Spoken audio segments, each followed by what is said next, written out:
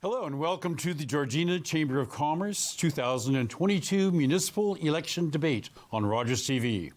My name is Dave Selassie and I will be the moderator for this debate. The debate is being held in partnership between Rogers TV Georgina and the Georgina Chamber of Commerce. During this debate, you will hear from both candidates who are asking for your vote on October 24th to be the next regional councillor for Georgina. I will introduce the candidates in a moment, but first I just want to cover the ground rules.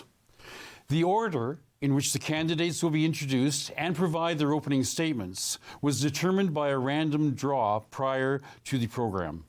This order will be reversed for the closing statements. Each candidate will be given 1 minute for an opening remark and 1 minute for a closing statement, and they will each have 1 minute to answer questions.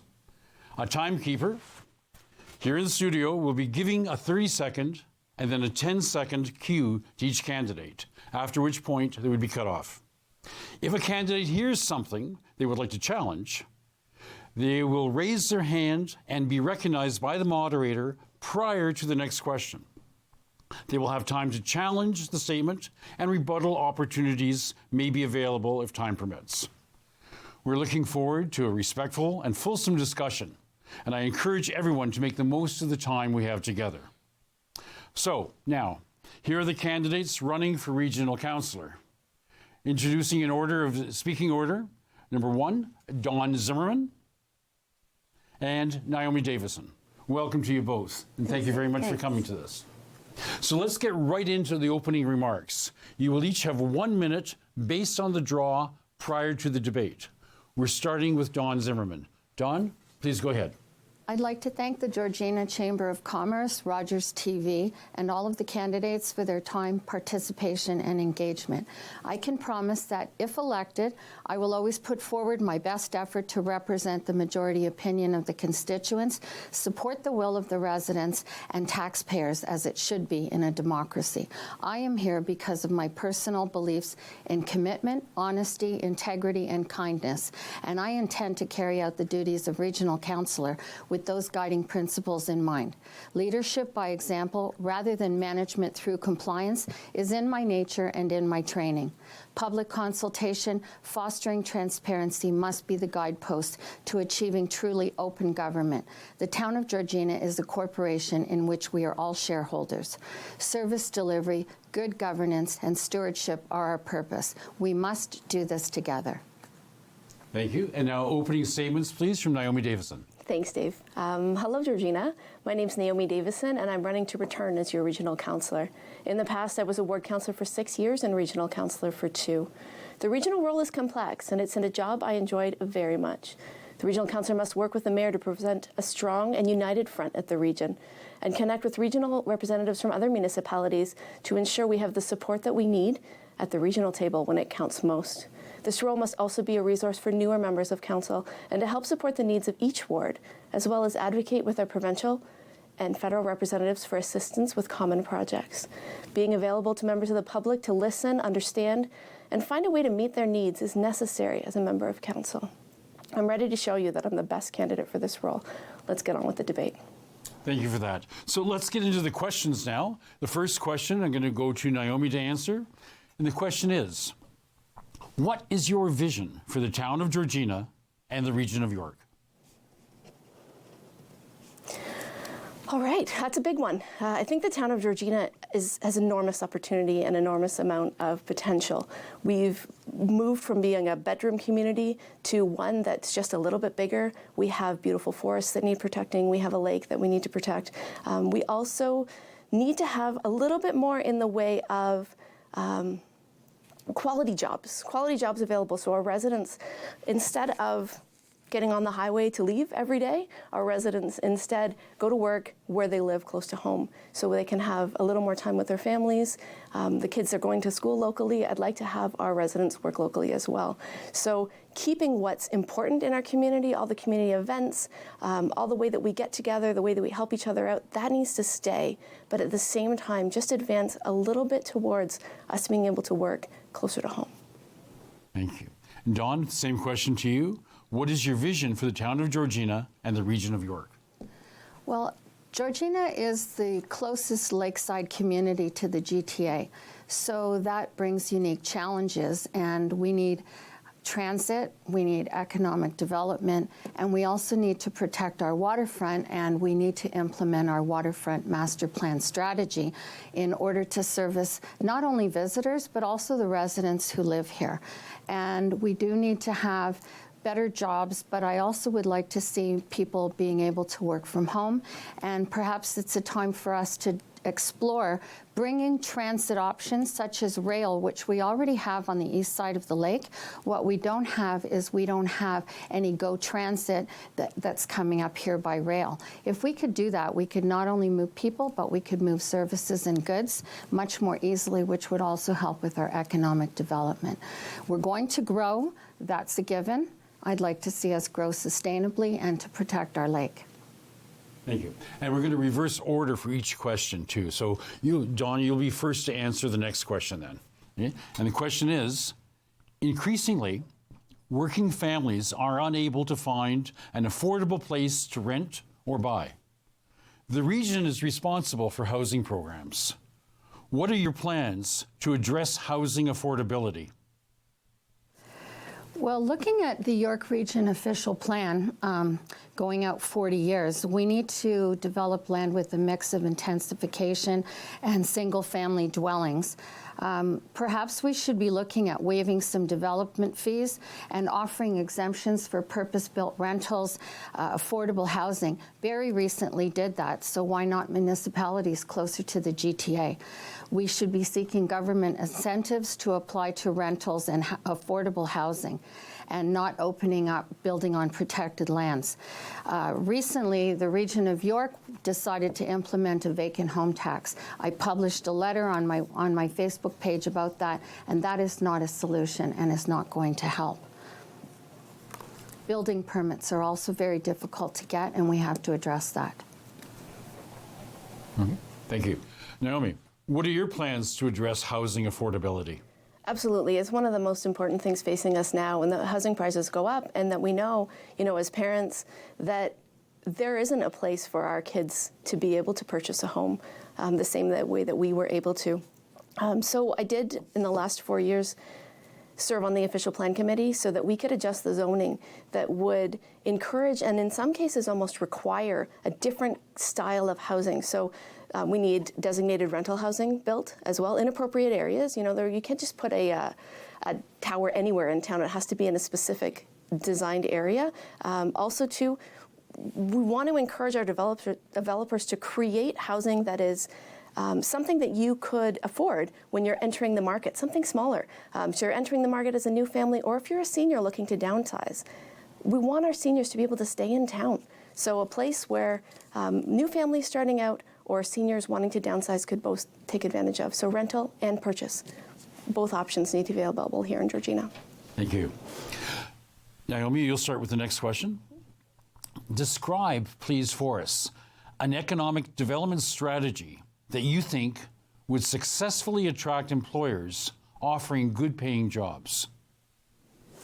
Absolutely. When I was a member of council, we created a policy that rebated the development, not the development charges that are the fees that people pay into the town to create economic development opportunities. So that policy is currently running. I think we need to go further. So as a municipality, we own a lot of portions of land. The land that we own, we can more readily decide the use of. So the lands that the town owns, we need to look at putting those into employment use and then working together with available developers to create buildings and create opportunities for people to work closer to home.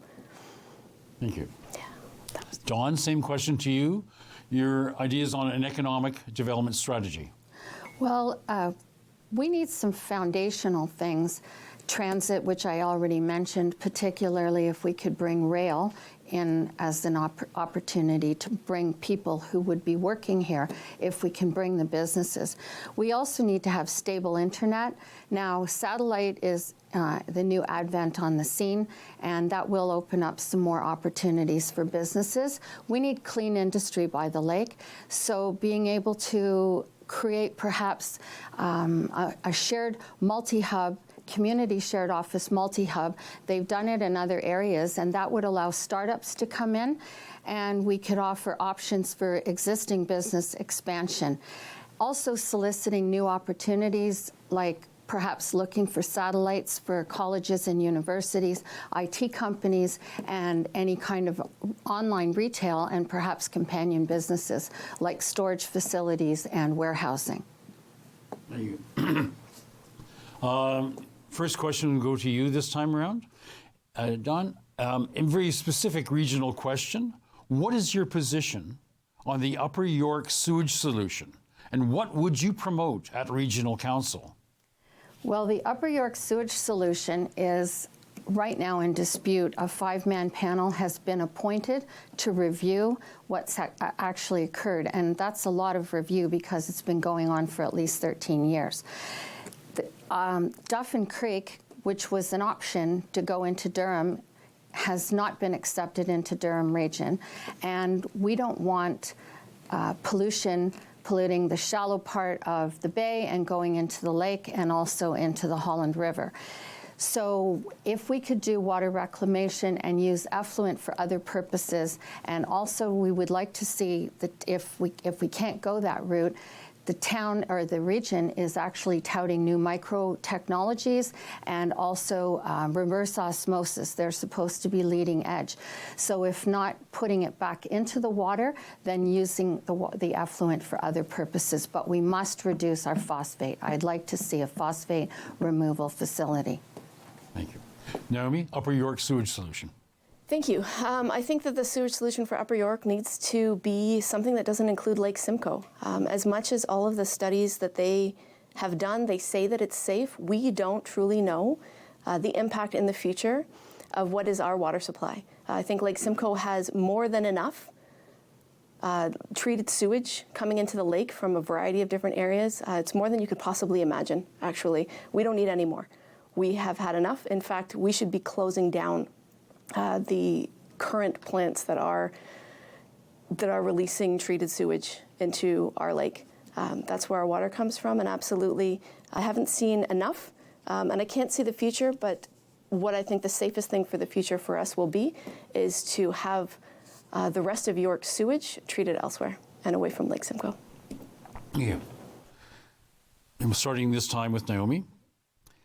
York Region's official plan asks the province to lift protections for the Oak Ridges Moraine and the Greenbelt to allow development on these lands.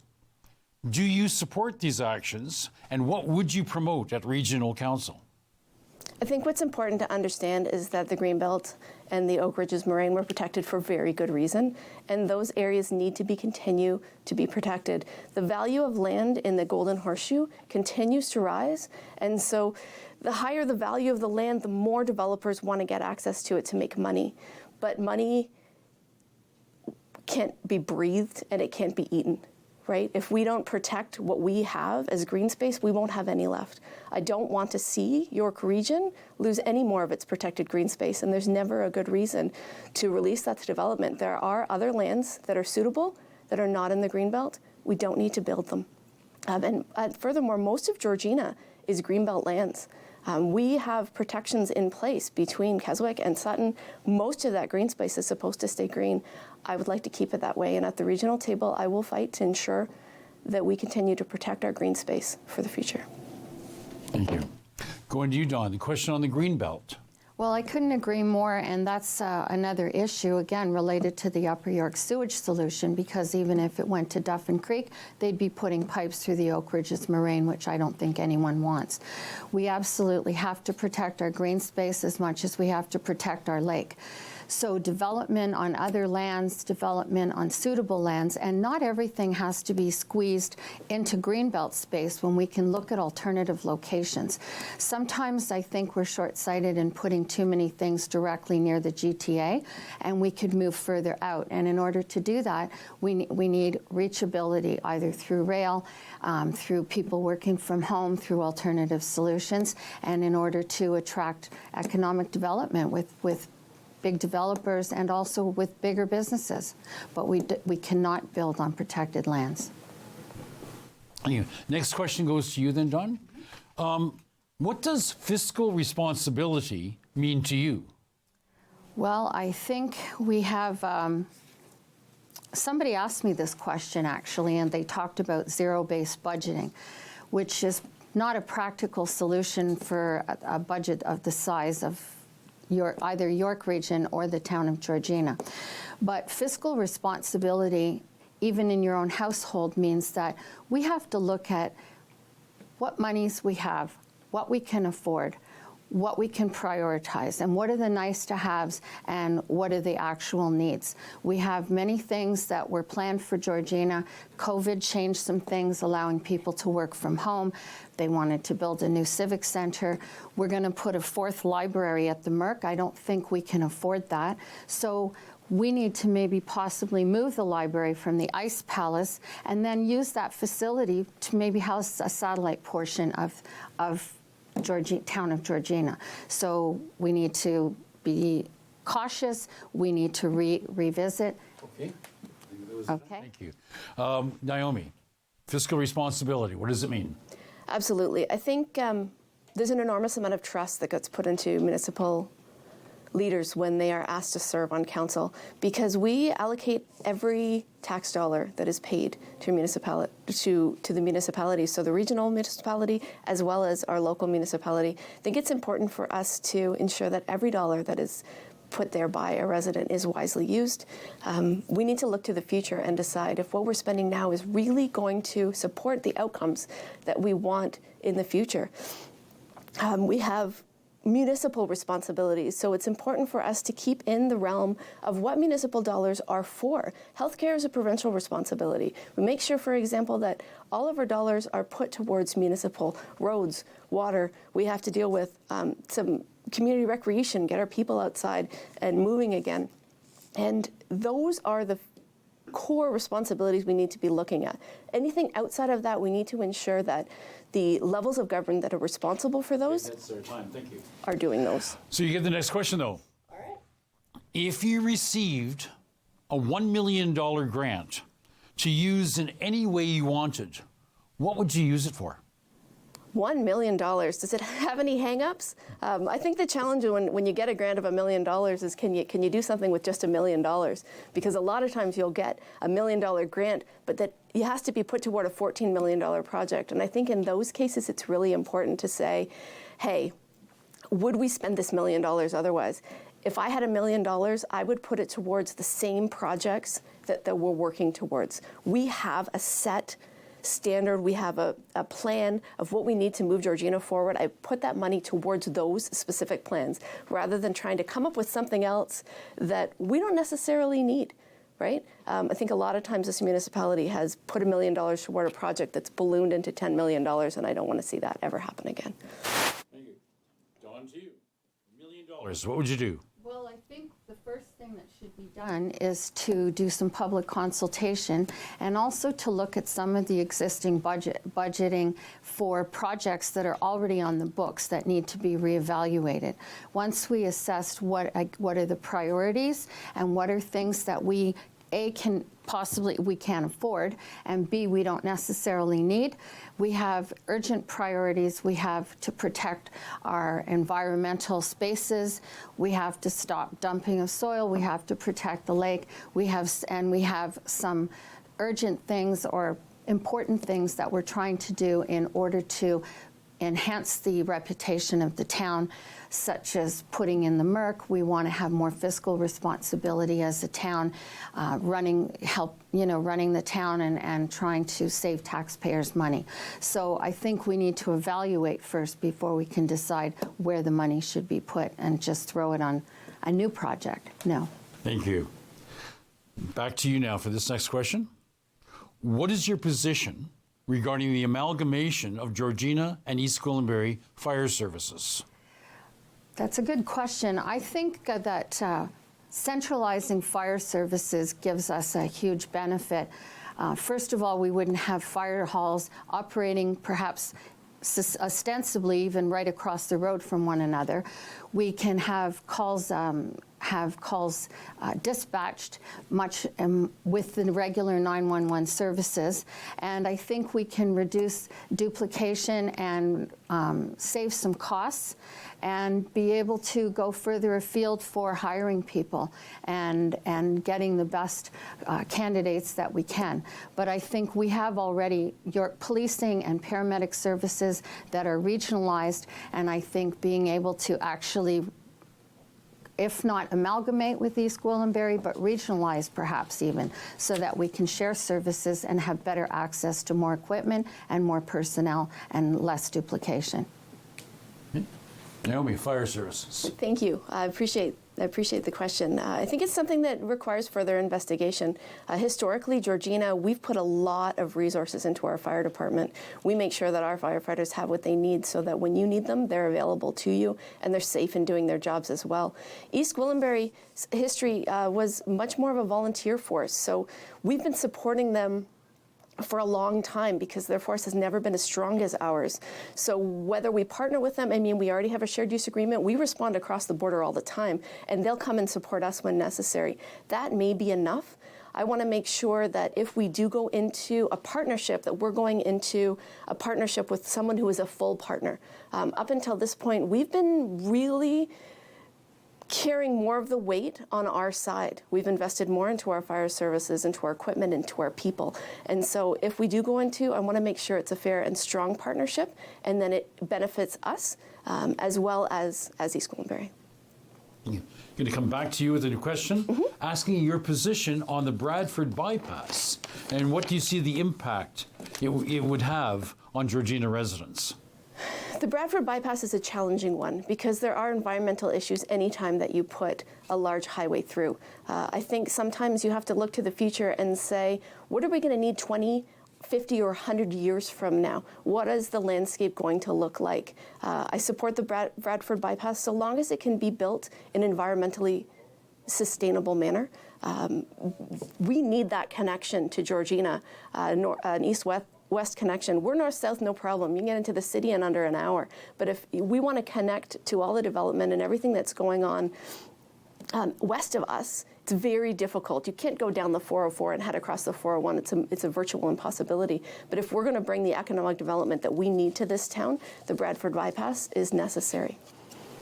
Dawn, Bradford Bypass. Again, the Bradford Bypass is highly controversial because of its severe environmental impacts. There was actually a survey done, and the majority of people surveyed were not actually in support of the Bradford Bypass. However, having said that, for a long-term strategy, it would be part of the infrastructure that we may need, and I would like to see an updated environmental assessment done before any further plans are going ahead. What I would actually ask, which I think has even more important, is the Georgina portion of the 404 has never been completed. Now, if we had completed that, we could actually have economic development, not just located centrally in southern Keswick. So we could bring more jobs, we could look at rail, we could do all kinds of other things, but I think the Bradford Bypass was not necessarily our first priority that was needed to be looked at. Now, we're running out of time in this segment, so we have this next question. I just need a 30-second answer. We're starting with Dawn. In the last election in 2018, voter turnout in the municipal election was down significantly across York Region and bottoming out in Georgina at 26%. Why should anyone vote in this municipal election? Municipalities have the most day-to-day impact on people's lives, much more so in many ways than the province or the federal government. It impacts our quality of daily life, and I would suggest that, first of all, being able to vote online, I'm hoping, will raise the number of people who will choose to vote because it's more accessible. Secondly, we need to engage younger people. We need to be talking in education and life skills classes about how important municipal government is. Naomi, 30 seconds. Why should anyone vote? Absolutely, people need to vote. And as mentioned, you know, the municipalities are the closest to you. You can vote for people. You don't even have to look at a party, right? Look and choose an excellent person. You know, it matters who you vote. Experience matters. When you look south of the border, take a quick look south of the border, you will see what disasters can come if you don't vote, right? If you don't vote and somebody gets in that is really inappropriate. So please vote. Please come to the polls. It's important. Thank you. We're now going to move to the closing statements. You will each have 1 minute. We will do this in reverse order to the opening remarks. So we're starting with Naomi. Naomi, you have 1 minute for your closing statement. Thank you, Dave. Thank you to everyone who's turned in today to listen. Thanks also to Rogers Television, the Chamber of Commerce, and all of the volunteers here that have made this possible. You wouldn't believe how many people are in this room right now. I'm ready to resume the role of Regional Councillor and represent all residents in the town of Georgina. Sorry, bit of a cold. As your Regional Councillor, I'll work to create policies that encourage economic development to bring high-quality employment to our area, improve access to services, and cut the red tape that gets in the way of progress. I'll ensure that we protect our natural resources, green space, and Lake Simcoe, and I'll be there to connect residents with the right staff members, the right time to get the job done. When the pandemic started, I went to support the front line, working with our local hospitals. I'm ready to go to the front again as your Regional Councillor, to step forward to do what needs to be done to get Georgina back on its feet, stronger than ever. It's time to get moving again. Vote Naomi Davison for your Regional Councillor. Thank you. And Dawn, 1 minute for your closing statement. Thanks, Dave. As we wrap up the debate, I would like to remind everyone about not only what I have, but also what I don't have. I do have decades of corporate leadership experience at a global Fortune 50, leading people and teams to success on a local, national, and international level, where positive culture and excellence in service delivery are key drivers. In short, happy employees make happy customers. My appointment to the Equity and Diversity Committee and my extensive volunteer service have been very rewarding. Advocacy with the town on behalf of residents is ongoing. What I don't have is a business to feed in town, and I already had a successful career. So with no personal agenda, no pecuniary interest to declare, my time will be fully devoted to the Regional Councillor position. Like me on social media, Facebook, Instagram, Twitter, and LinkedIn. Follow the Pink campaign at Dawn for RC. Thank you very much. And that's all the time we have for today then. Thank you very much, candidates, for your participation today. And thank you very much to the viewers for joining us. We hope that these debates will help you make an informed decision on Election Day.